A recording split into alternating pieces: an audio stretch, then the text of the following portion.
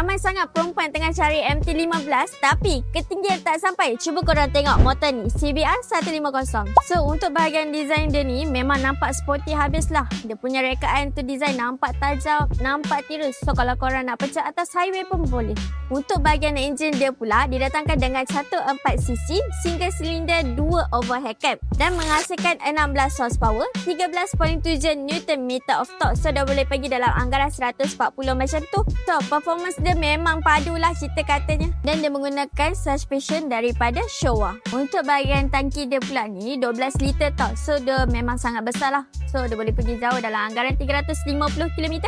Bahagian meter dia pakai meter digital yang biasa sama macam Honda RSX. Untuk ketinggian motor ni pun dalam 788mm. So kalau korang tinggi dalam 160 tu boleh je, tapi jengkit je lah macam saya. Kalau untuk berat dia pula tu dalam 139. So boleh je lah, tak adalah berat sangat pun. Untuk harga dia korang boleh dapat cash on the rate 13,800. Untuk bulanan korang boleh dapat serendah 388. So kalau korang berminat dengan Honda CBR 150 ni, korang boleh PM saya dekat tepi, tak pun boleh ambil nombor dekat bio. Jangan lupa follow, like and share untuk video seterusnya.